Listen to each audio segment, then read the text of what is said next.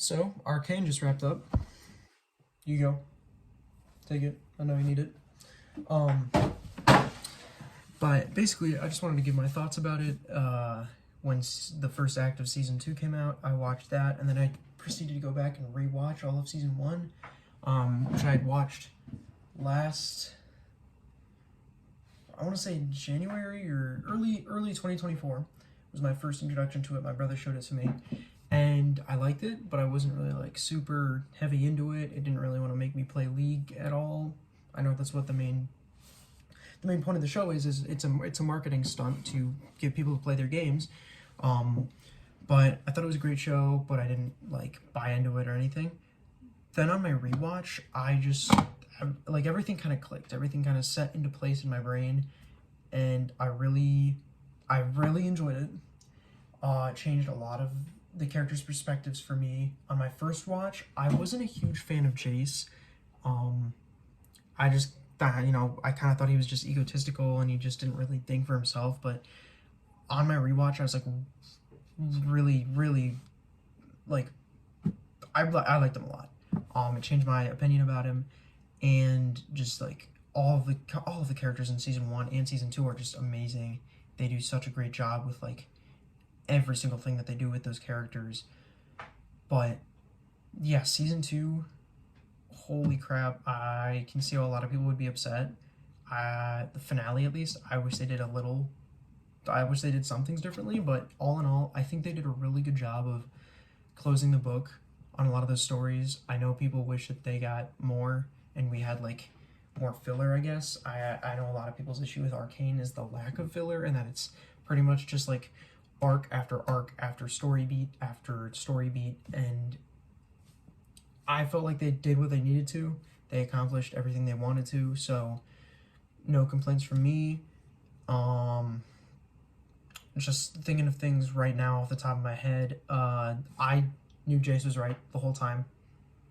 I was on Team Jace. I'll say that now. I'm not going to gatekeep it, but I was here before y'all, just saying. I do understand Victor's motivation and everything. Like, obviously, he was not himself, and the goals he had, they kind of lined up with the drive, and he did what he thought he had to do. Let's see. Jinx isn't dead. If you think she is, you're wrong. It's not a cope. She's alive. They wouldn't do that to her.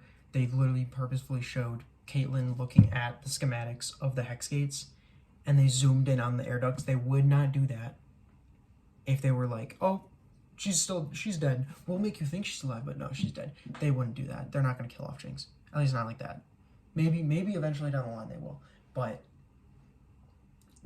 she's the most popular character. They're not going to do that to Jinx. Kate Vi, I think it could have been a little shorter. Apparently, I saw a video yesterday of the scene in episode 8 where Kate and Vi, like, in the prison cell. Apparently, that's a shorter version of what it actually should have been, which is like, I know, I'm watching it, and my little brother came into the room, and he's like, what? And I was like, yeah. Echo, the GOAT. Echo's great. Heimerdinger, love that man. In Season 1, Heimerdinger's like, he's okay. But in Season 2, Heimerdinger is the man, the myth, the Yordle. Yeah, I've been gushing about it, like, I've been gushing about it all day. My friends had texted me as soon as, like, they finished it. They were like, have you seen it? My older brother texted me as I was, like, literally in the last 5 minutes of the last episode. I was like, I texted him back. I'm like, holy moly, that was good. Favorite character, though? Steb, the fish guy, who was, like, he was an enforcer with Maddie when they met Vi. Yeah, I want to cosplay him. He looks sick. Anyways, that's about it. I thought it was a great wrap up for the show. Can't wait to see Noxus, which I'm like 90% sure that they're going to do for that next show. Yeah, that is about it. Have a good one.